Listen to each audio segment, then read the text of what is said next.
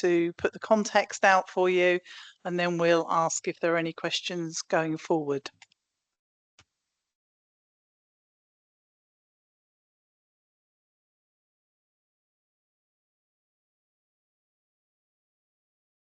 So this is the agenda. So we've got local government reorganisation, the context. I'll talk to you a little bit about our vision, where we are on the path forward, what options we are considering in Hertfordshire. As I say, questions and feedback following on from that. So where are we? What is the local government reorganisation?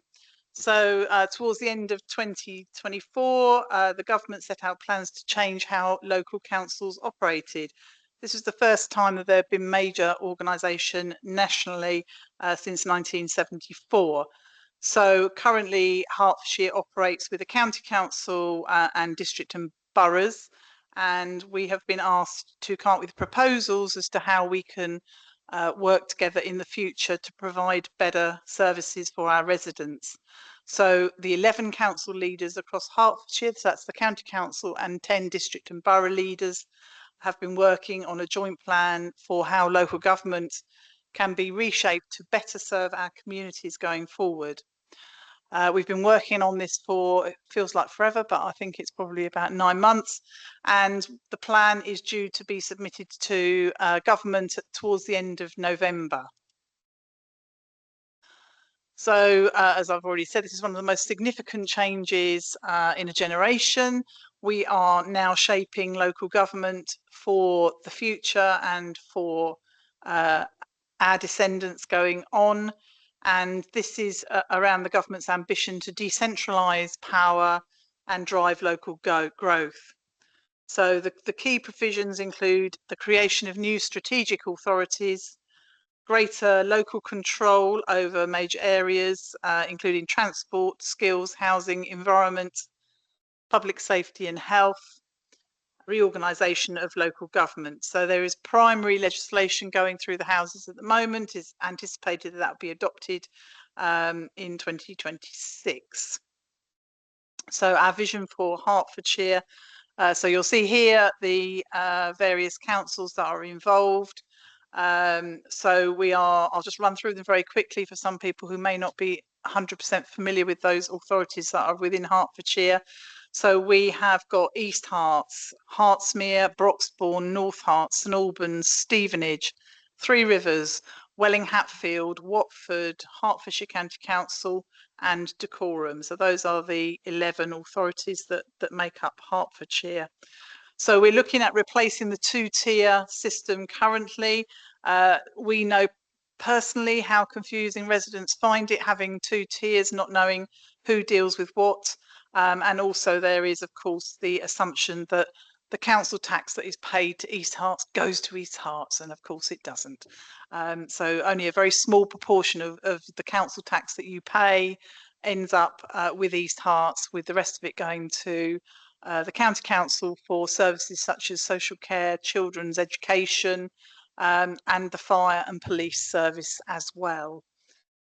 So the whole objectives of this is to enhance local accountability, to deliver better outcomes for our residents, to generate efficiencies and savings that can be reinvested into public services. It's no secret that we're creaking at the seams nationally as far as funding goes, and there is a big hole in the public purse. So at all of our Hertfordshire authorities plus the PCC have been working together to devise the best future arrangements for the county. So the vision for Hertfordshire, there's a new model for public services. We want to unify services around people and places. We want to improve governance, and we want to deliver better outcomes through strategic planning and collaboration. The principles that we've been working to are to be resident first, prevention-led, inclusive and enabling, partnership-led, powered by what data and technology tells us, to be culturally ambitious, and to be strategic and place-based. So that brings us on to the ambitions, which are to be people-centred and have those services designed about the residents' lives, not around organisational boundaries. Integrated and efficient services which reduce duplication and improve accountability, with services that are digitally enabled and prevention focused, and most important really going forward is financially sustainable, so that we can continue the services that we provide for our residents going forward. We need to be place-based, unlocking growth and economic potential by leveraging its strategic location and sector strengths. So as examples, life sciences, creative industries, which are a strength across Hertfordshire. We want the community to be empowered. It will be central, with residents actively shaping services. You'll be pleased to know I'm not going to go through all of these, but how does local government work in Hertfordshire currently? So we have the County Council, which deals with children's, adults, highways, public health, community protection, libraries and registration services. District and borough councils, which primarily deal with council tax, planning, housing and homelessness, parking, bin collections, licensing, pest control, environmental health and leisure services. So in summary, the new arrangements would have us with a strategic authority that sits across the whole of Hertfordshire, led by an elected mayor, that would look at strategic planning, for example, transport and infrastructure, some of those things that are spanning the whole county. Then there would be unitary authority stroke authorities that would deliver local services covering a wide range of responsibilities that were previously held by both authorities, both county and district. We don't yet know how many unitary councils Hertfordshire will have, and we'll come on to that in a minute. And we'll continue to have towns and parishes where they currently exist. So I think it's probably useful to say that not all of Hertfordshire is parished. So there are some quite big areas that do not have a parish or a town council. In East Hertfordshire, we are covered in the main right across. So where are we currently? So we're tasked with setting and submitting an interim plan for Hertfordshire, which we did in March. The councils and the Police and Crime Commissioner worked together to explore options, which included a single county-wide authority. We no longer believe that that is the right approach to represent and serve our residents.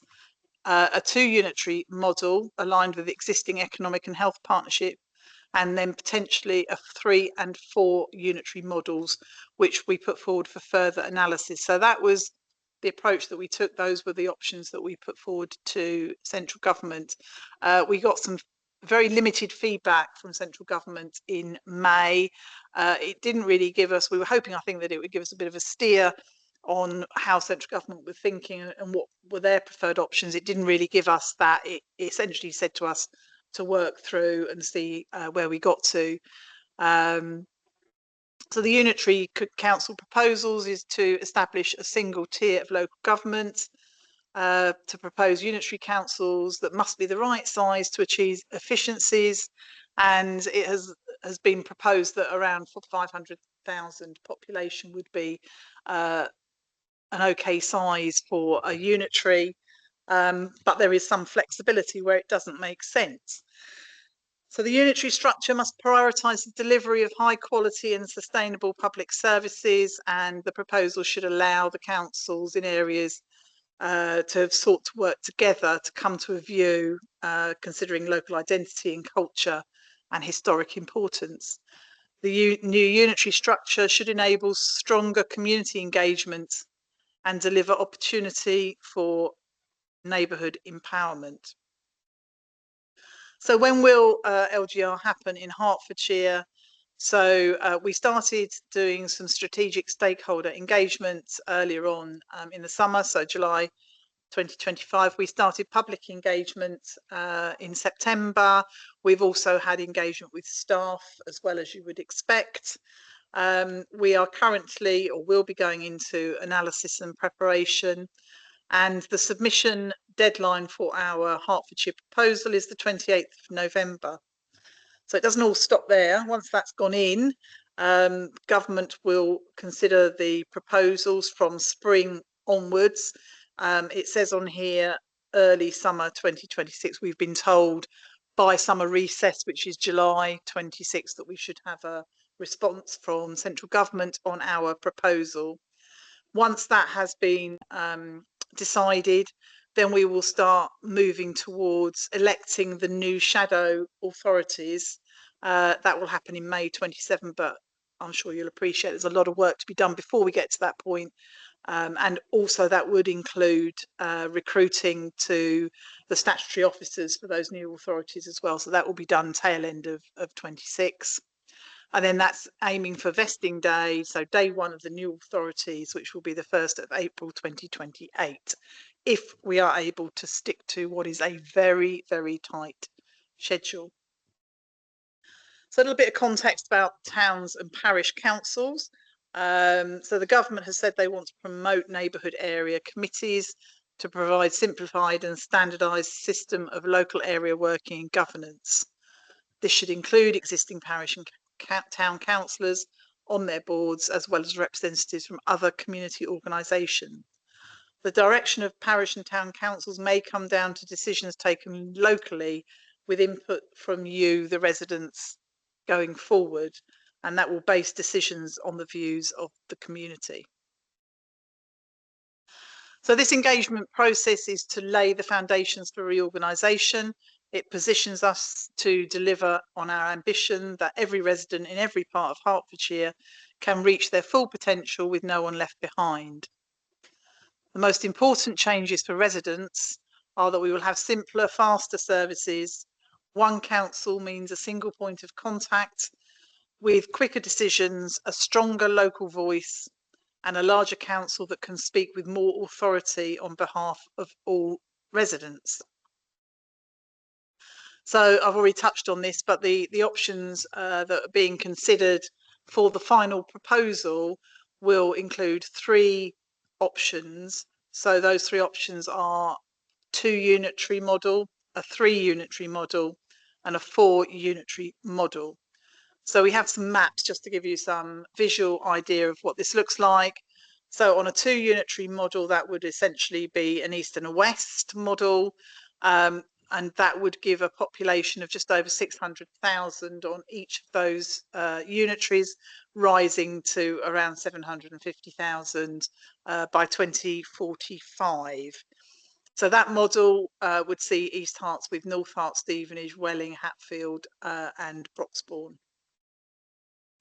So the 3 unitary model that's being considered, you'll see from the maps, it looks quite out of sizing, because East Hertfordshire actually is about a third of the whole of Hertfordshire. So just because we have got the whole of the geography makes it look as though we're taking over the world, I think, in this map a little bit, but that's fine, I don't mind. So population wise, they are pretty balanced again. So East will have the most, around 480,000, with the other 2 having about 350,000 going forward. So that sees us with the same authorities, but with Welling Hatfield moving into the central area. And then on the 4 unitary model, which I think a fair few of the other authorities favour, because they feel that it brings the residents closer to the council and therefore closer to the decision making. There has had to be quite a lot of work done on this, and you'll see from the hatched areas on the map, this does involve quite a large swathe of North Herts coming into the Eastern Authority. That is the only way that we could balance numbers up, because otherwise East Hertfordshire and Broxbourne alone only came to about 250,000, which we felt was too small for us to be a sustainable authority going forward and actually to be able to serve the residents as we would like. So this option is actually predicated on central government agreeing to some boundary changes, which they have not yet done. But we are asking if this was the preferred option for there to be a boundary review that would bring that swathe of North Herts into the Eastern new Eastern Unitary, along with a small area of Hatfield at the bottom of the new Unitary. So, questions and feedback. It was a bit of a whistle-stop tour, but hopefully that's giving you a sense of where we're at today. Stunned silence.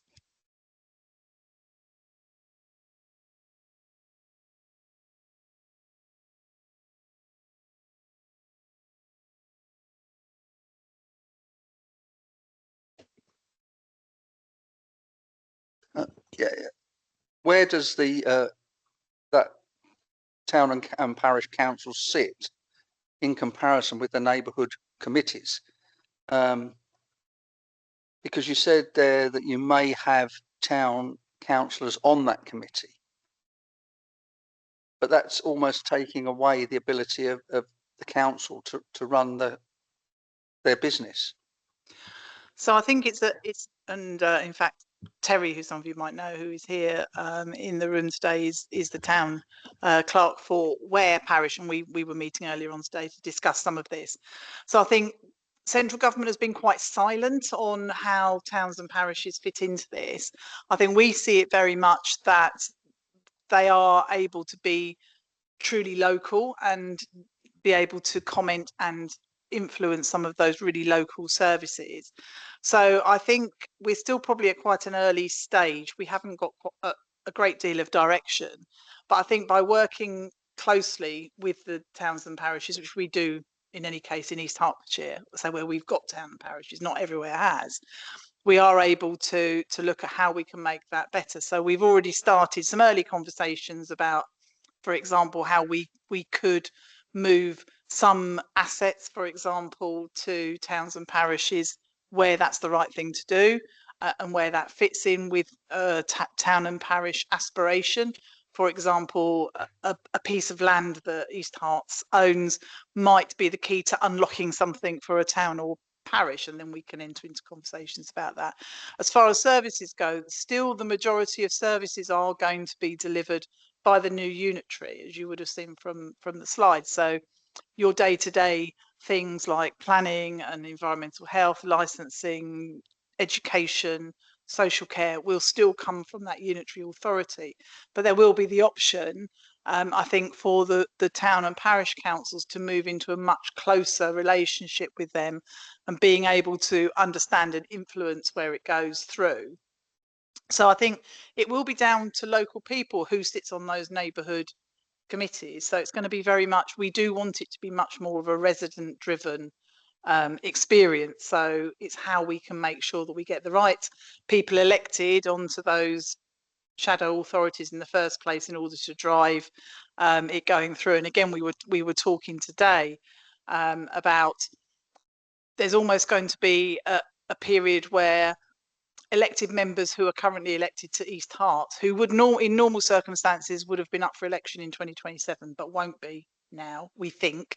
Again, central government have not made a decision on that, but we are assuming that they aren't going to go for a one-year cycle of elections in 2027, but the shadow elections will be held in 2027.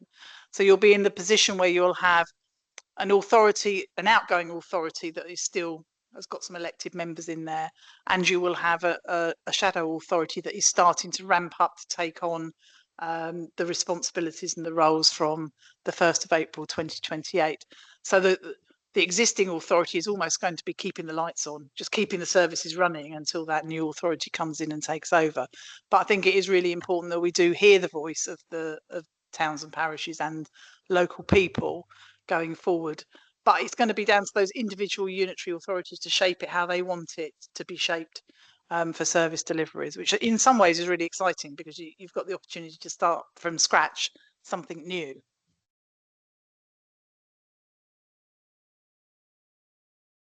Thanks. Yeah, I'll just to kind of add a little bit. I think if we look at what's happened obviously there are unitaries already in operation quite happily, and I think it's North Yorkshire, thinking about how the neighbourhood area committee or the local area committee works. There, I think they have committees that are sort of coterminous with the MP's constituency, so around 100,000 people. So smaller than East Herts at the moment. And they have,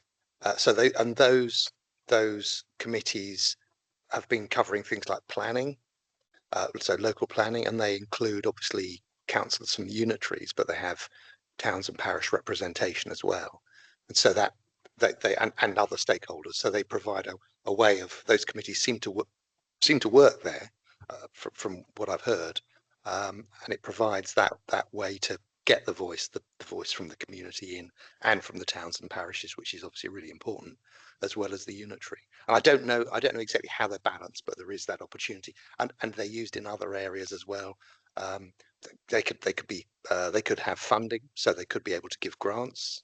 They could have a number of different roles in a unitary, but again, at this stage, we that's not been decided, but it's the potential is there.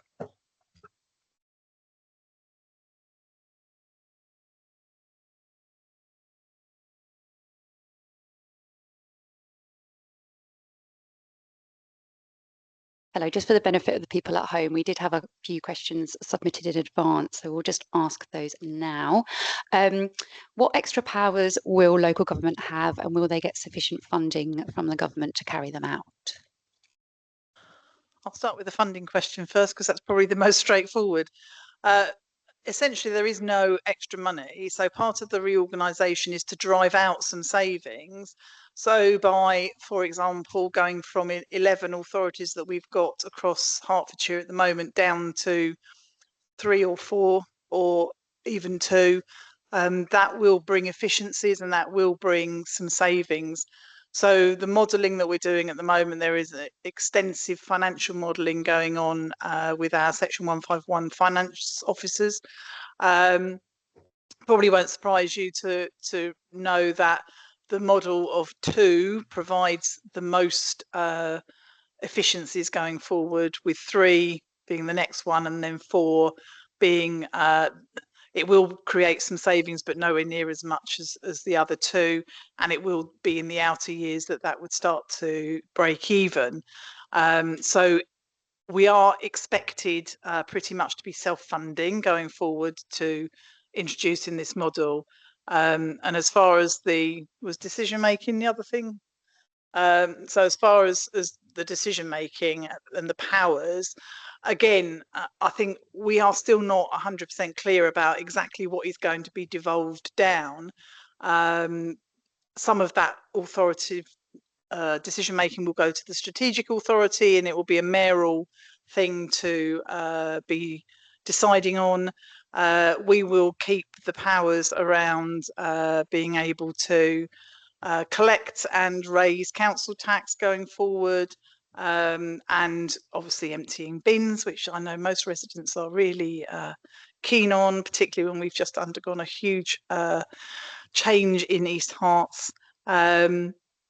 But the decision making, we are hoping we will get a greater level of local decision making in order to do that for our residents going forward.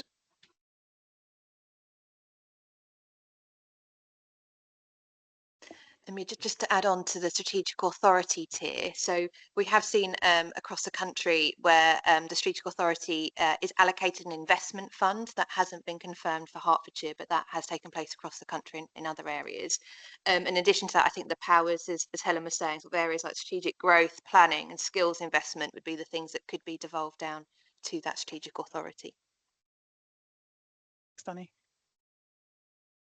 And then the second question is about debt. Does Hertfordshire County Council have debt? And if the idea is to absorb HCC responsibilities to the new districts, how will that debt be apportioned?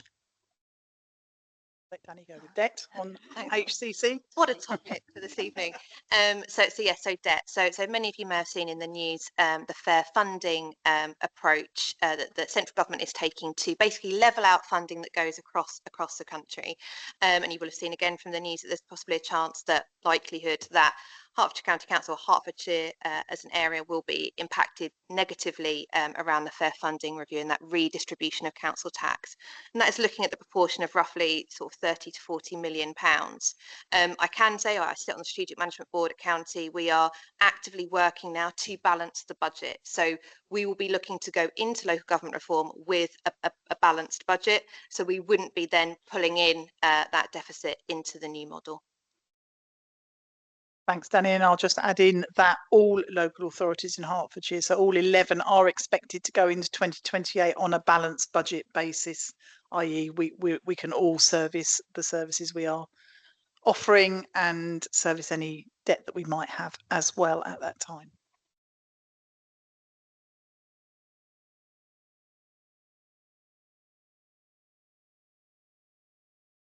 Anybody online like to ask a question, please raise your hand or put a question in the chat and we'll attempt to answer it for you.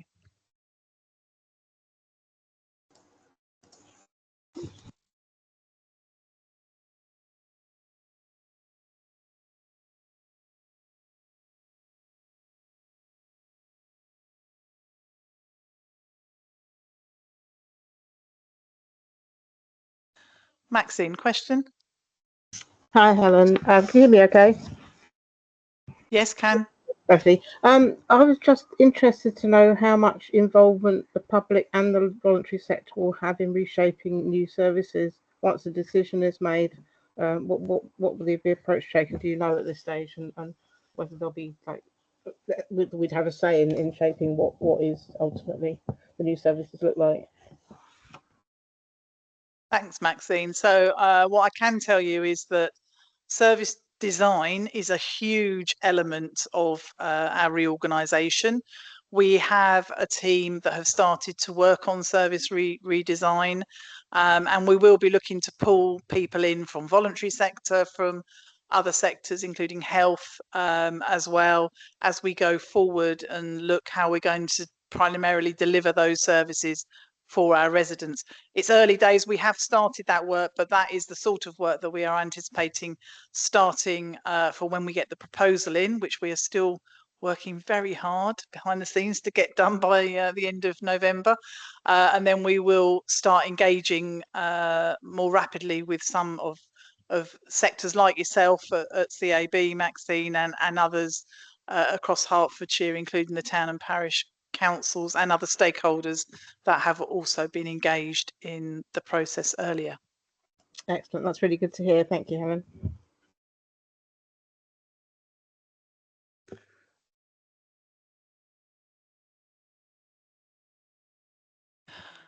Bob, online?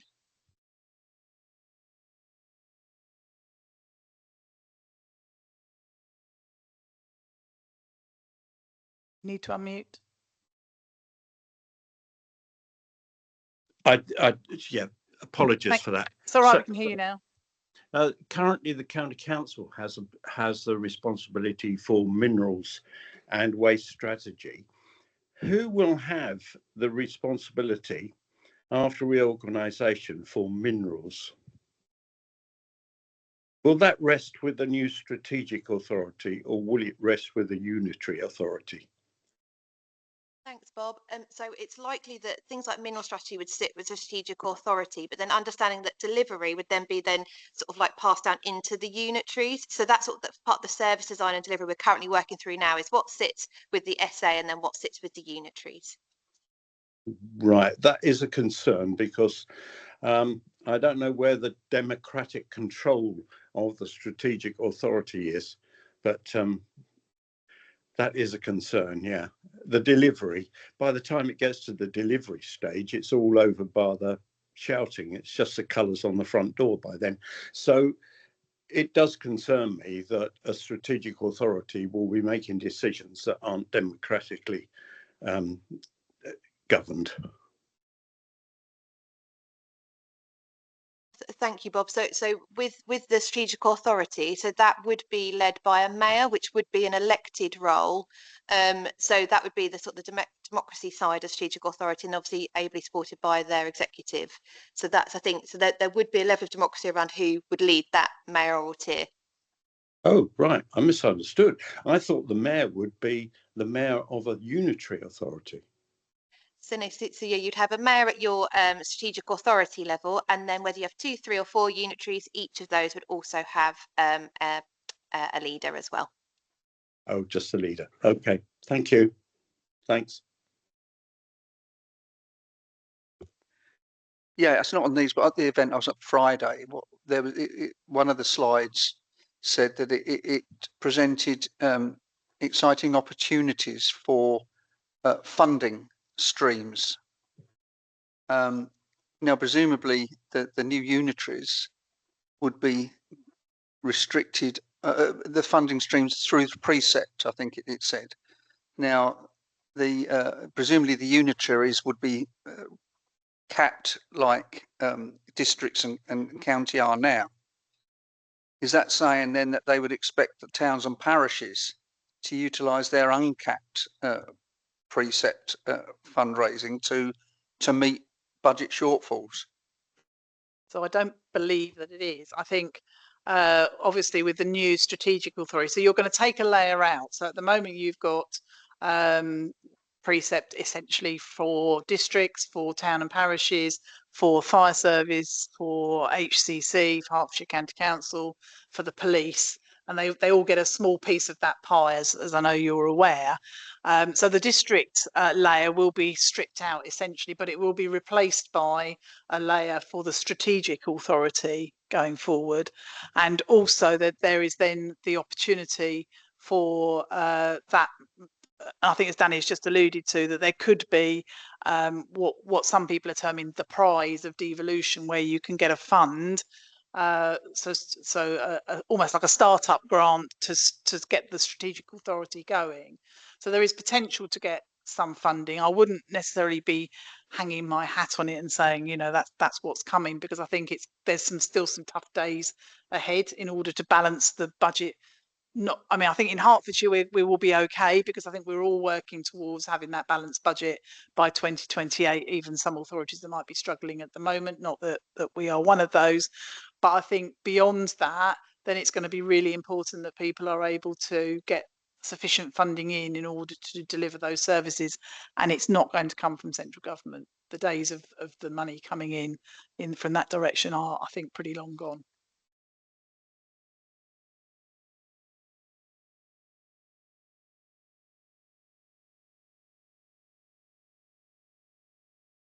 So there's just a question on the chat about what is the procedure for making the decision about what proposals are put into government.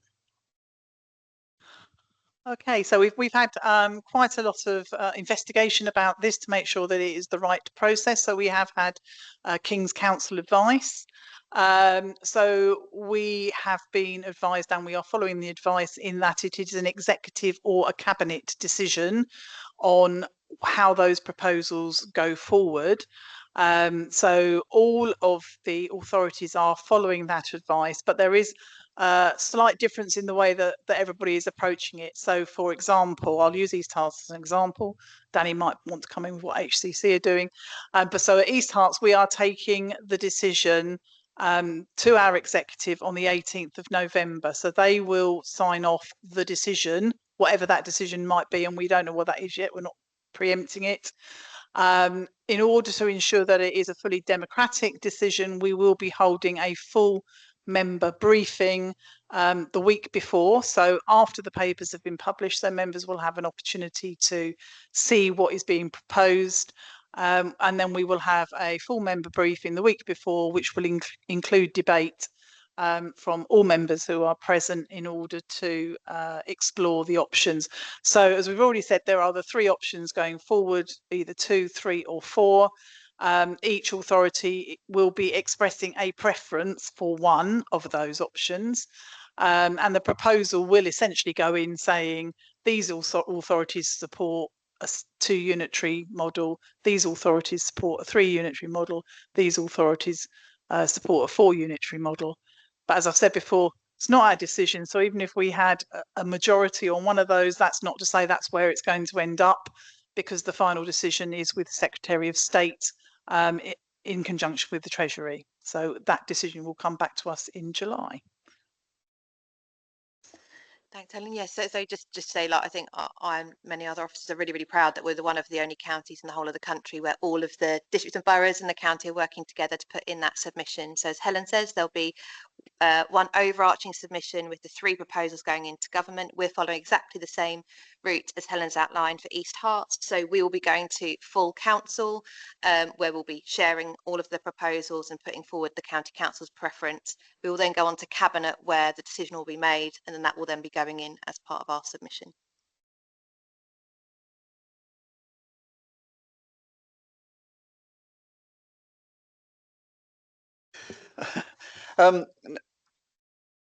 Our communities receive a lot of support through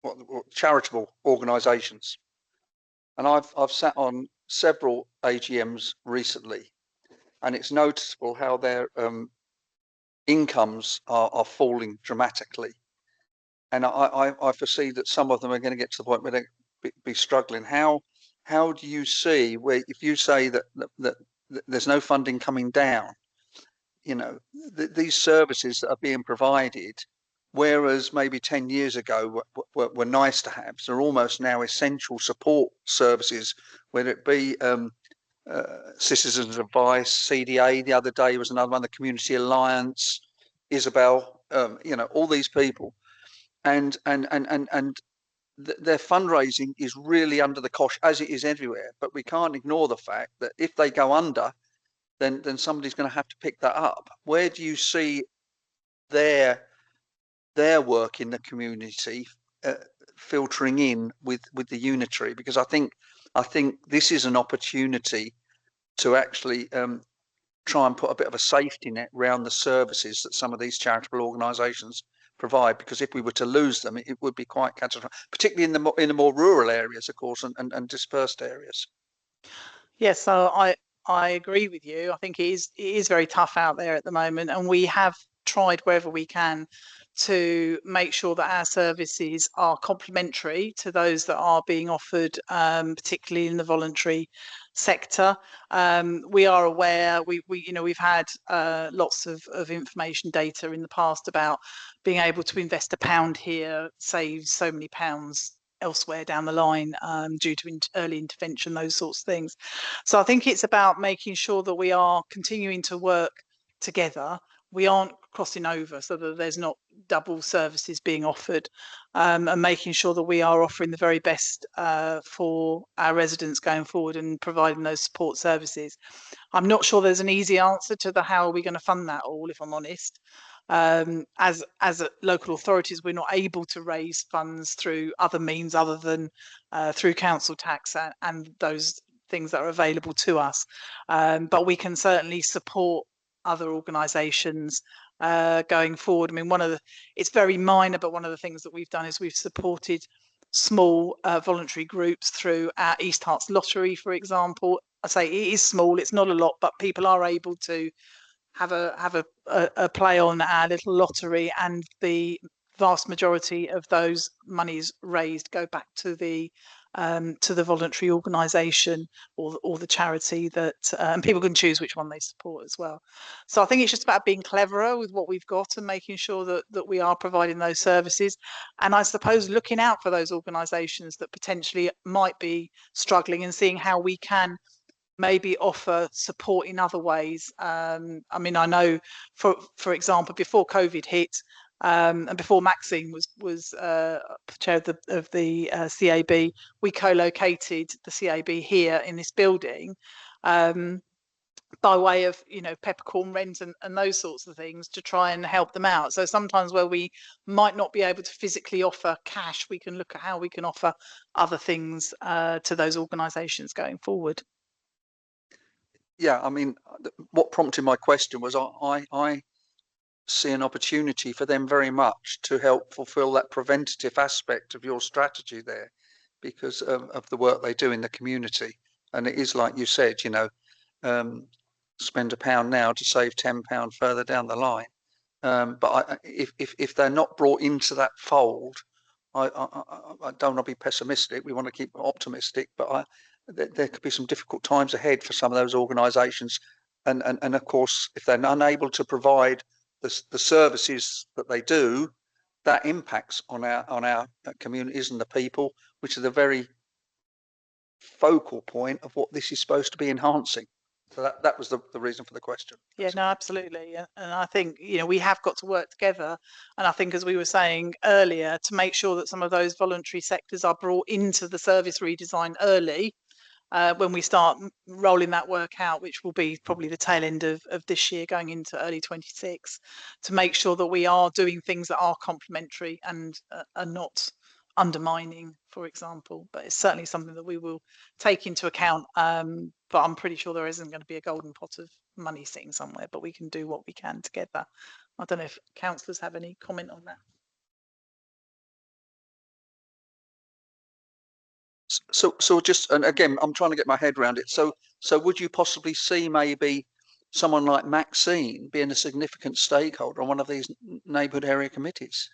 Absolutely, yeah. I think because they are a service provider. They're not.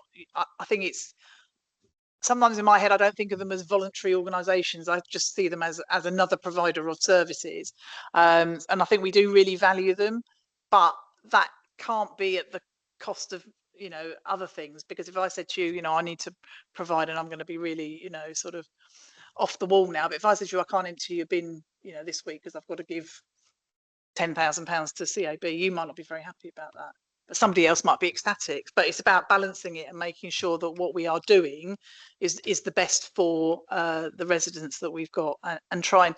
So I do see us looking at resourcing rather than funding. So to look at how we can provide support, provide help, provide assistance in other ways that isn't necessarily cash, but that we can work together to provide that support going forward. Maxine, would you like to come in? Yeah, I thought I would. Thank you for raising that concern, because obviously, yeah, it's very uppermost in our minds, and I particularly like the idea, Helen, of resourcing, because as you know, we've not had office space for enough since COVID, basically, and that's something we are exploring with you.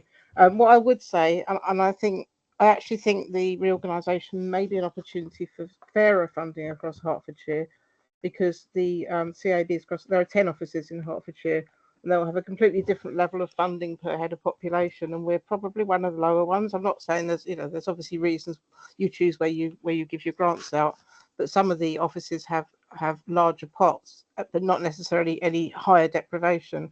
So what's going to be interesting is how that funding will be apportioned in the new authorities. So that may actually be fairer for us. The second thing is that obviously, that with being 10 offices in Hertfordshire, we're all aligned to the district councils. With this reorganisation, obviously, we're looking then that we will realign, and it's happening all over the country again with citizens' advice. And a micro bit of what you're doing is looking at how we come together. So we're exploring options with 3 other offices in the east of the county as to whether we will merge. What that will do is actually give us more clout when it comes to getting funding. So when we're going out and getting funding, because we're quite small, it's quite a challenge to get money. But when you're a bigger organisation, the national funders like to deal with, sort of a larger organisation. So we'll have better opportunities, I hope, for increasing our funding outside of obviously local authority funding, because we now only get about a third of our funding, or probably a quarter actually, for the local authorities. But we can go out to people like health, perhaps, and there are all sorts of opportunities from people like energy networks, but you need to be a bigger organisation with more clout. So that's one of the positives that I'm taking, is that when we become a bigger organisation, still with an eye on delivering local services, because that's our main principle, is to be local, and we're not going to lose the local aspect, but we'll have bigger clout as an organisation, and also some money efficiency in terms of costs, like in the same way as the councils. We'll have one back office, and so we'll do some cost savings as well. So there are positives as well. So while it is all a bit doom and gloom at the moment, we are sort of looking to be optimistic about this change and hoping it will actually improve things for us. But thank you, because we are, as you say, an essential service, and if we weren't here, I don't know where people would go. So I appreciate that, but you raising that. Thank you.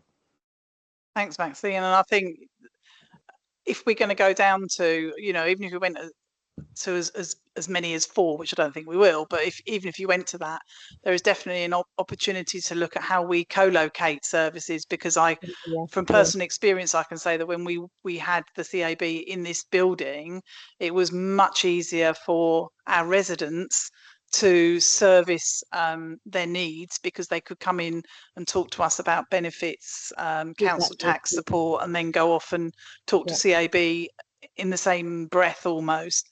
So I think if we can look at, once we know, I mean, we're really as much in the dark as you are at the moment. I'm not going to pretend that we're not. So we don't know where the authorities are going to be at the moment. We don't know where potentially offices might be, but obviously there will be the opportunity for us to choose the best place for those unitaries going forward. And if there's an opportunity to co-locate, and other authorities already do co-locate with other services such as police as well. And if we can do that to have a wraparound care for our residents, then why wouldn't we take that opportunity to do it? And potentially, as I said before, not necessarily about helping with funding, but we could help with other resource things like accommodation or support, IT support, that sort of thing going forward. So a space to watch, I think. Thank you. Can I just ask a quick question while I'm on? Does East Herts Council have a preferred model, or are you divided? I'll let the leader answer that, Maxine. Okay. Yes, thanks, Maxine. Yeah, we kind of we thought very carefully about this and about the 3 options that we have going forward, and you know, it's a, I think to our mind it's a balance. If you know, in simple terms, it's a balance between the financial benefits that change brings and the way that residents and communities feel represented and close to their council, the democratic representation.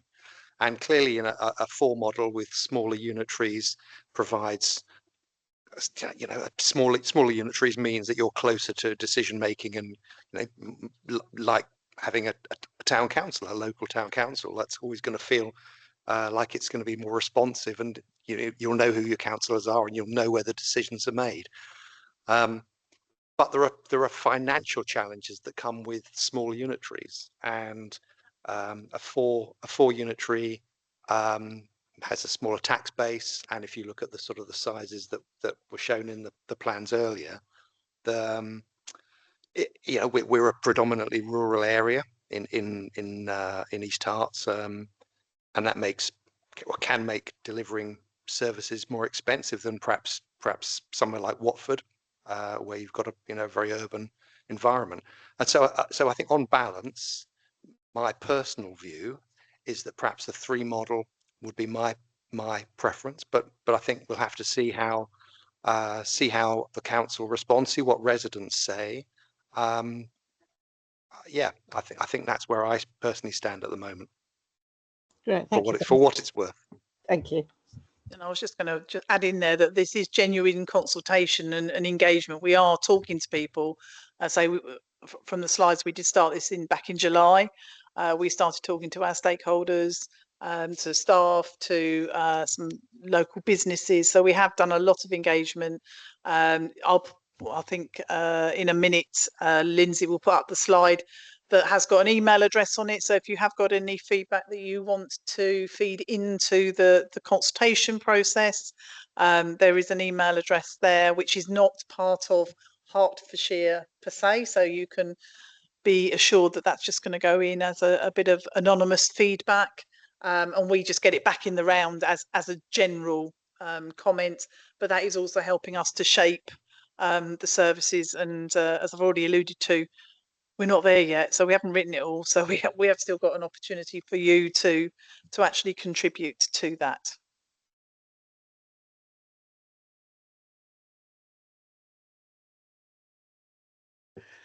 Yeah, this is indulged me with my previous hat on. Really, I spent my professional career working within the CSP model. Where will the police crime commissioner sit in this? Will he sit at is that part of that strategic board? And if so, then how will it work if the police boundaries aren't aligned with the unitary? I could see that that could be quite problematic. I don't know. I'm thinking aloud really without having got to the final destination. But the whole thing about the CSP was local policing working in conjunction with local services, whether it be antisocial behaviour officer here at East Herts, fire, etc., etc. Is there work going on to align those? Are those organisations' operational boundaries being considered as an influence on which way it goes? I'll go first, and then I'll let Danny step in. So I think the police would like to think that they could influence where all the boundaries go. In reality, they can't, because we are pretty much being told that we've got to stick with the current Hertfordshire boundaries. Having said that, it is mainly Hertfordshire Constabulary is mainly coterminous with the whole of Hertfordshire. It's just about some of those divisions. So Andy Profit, who's the is it Andy Profit who's the new chief? He's just recently issued a letter out whereby they are redefining some of the areas that they're working in.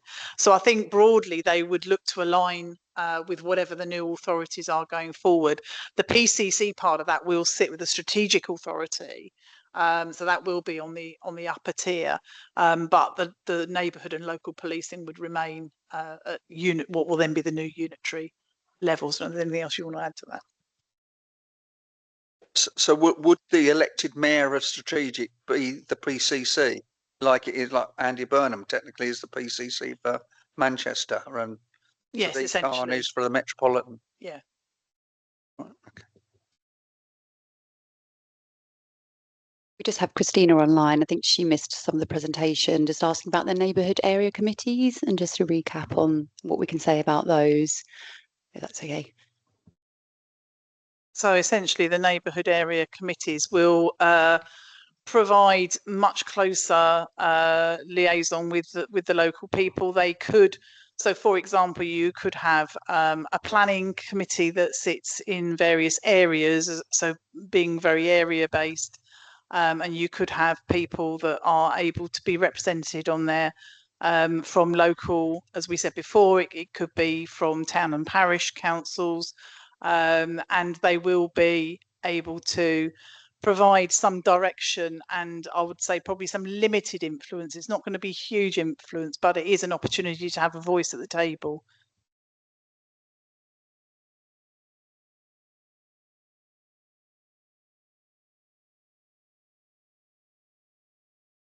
If there's no other questions, I'd like to thank you all for coming along tonight, and hopefully that has been useful. But if there are any questions, then please do email. It's not comments rather than questions. Please email PA Connect. It is PA Connected.